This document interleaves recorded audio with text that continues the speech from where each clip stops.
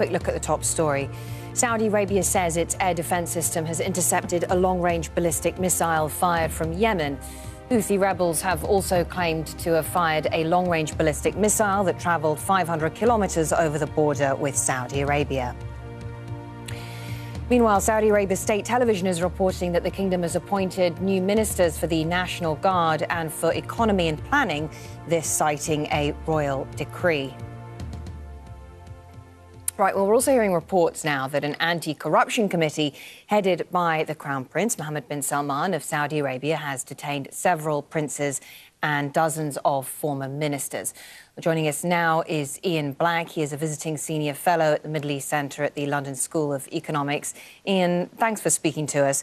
And so if I can ask you about this, we've had a number of developments tonight related to domestic changes in domestic politics in Saudi Arabia. How might the formation of this new anti-corruption committee be viewed? What questions and concerns might come from that?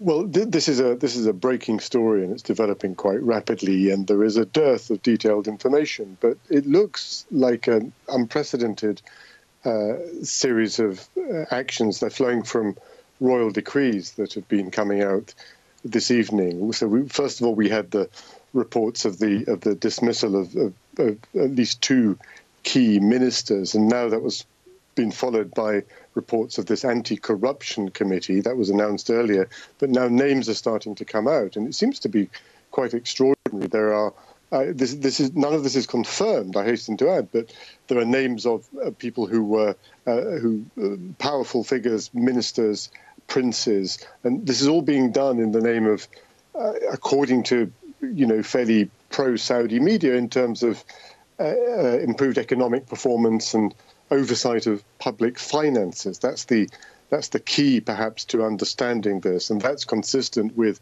the very, very ambitious plans that are being overseen by Saudi Arabia's Crown Prince Mohammed bin Salman, this very dynamic 32-year-old prince, a young man in a hurry, who is pledged to transform the Saudi Arabia economy, to modernize it, to wean it off its addiction to oil, with all kinds of economic, social consequences. This is one of the biggest things that's happened since he was appointed to the job, to be the heir to the throne last June.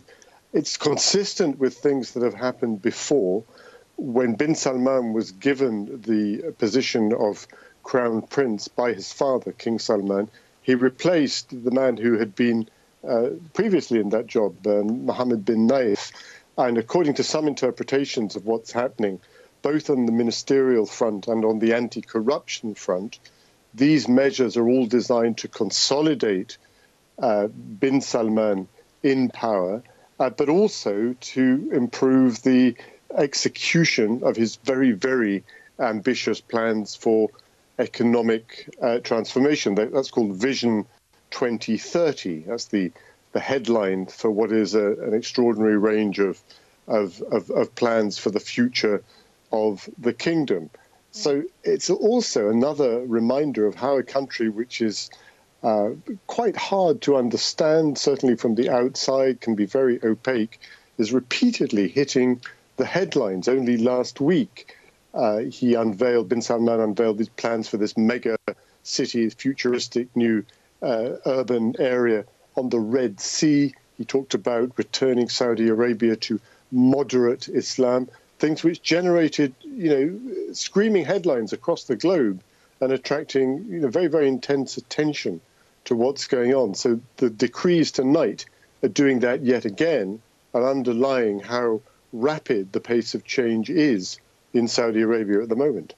And I suppose there are also risks to that, because you have political changes that you outline, but they are being accompanied by some very ambitious economic plans for the future. And I guess all this is really aimed at investing in new industries and creating jobs for a young Saudi population, for a middle-class population that have certain economic expectations when it comes to their standard of living.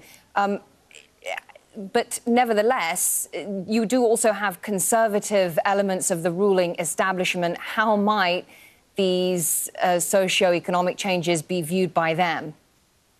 Well, there are clearly risks involved. It's interesting that on social media already, in the incredible pace at which these things move, there are Saudis in Arabic media, they're applauding bin Salman's move against people who are described as corrupt. Many of the people, if the names are correct, of course, one has to keep qualifying that, but many of the people who have been named have been associated with allegations of corruption in the past. There's been talk of money laundering and so on and so forth. So if these arrests, these moves are framed as part of an economic modernization program, then that certainly gives them a sort of an understandable background. It's also true, of course, that there are people in Saudi Arabia who are unhappy with, unnerved by the scale of change that is being offered. People will remember only a few weeks ago, we saw the remarkable decision, long awaited, to allow women in Saudi Arabia to drive. Had previously always been denied that basic right. That's a very significant social change, also one with economic implications in terms of the participation of women in the workforce. It's not just about a twisted interpretation, if you like, of Sharia law. It's something that matters towards the goal of putting women in the workplace and generally opening up a rather sclerotic economy. There are people who are opposed to that. We've also seen in recent weeks arrests of people, some of them conservative clerics, others more liberal activists. There are clearly people out there who are opposed to it. There's a theory going around this evening, for example, that the replacement of Prince Mit'ab bin Abdullah as head of the National Guard, an important part of the Saudi security system, that was motivated by the wish by bin Salman to have full control of all arms of the security forces, perhaps in order to stave off opposition, even potentially armed opposition in the future. I don't know whether that's correct, but the argument is indicative of the sort of the level of discussion of these things that are going on, the controversy aroused by them, and overall the sense that this young prince, crown prince, is moving very energetically to consolidate things and to keep things on the right track. Whether these allegations turn out to be true, whether anything will be done in public with any kind of transparency, we don't know. That's the missing part of the fascinating picture that is Saudi Arabia at the moment. There's very little in the way of transparency for things that are done. We have sudden decrees, including these very dramatic ones that we've heard of this evening. We do, and a very crucial point you raise, but there we must leave it. Thank you very much, Ian Black, for putting all these developments into context for us. Now, Donald Trump has set off on a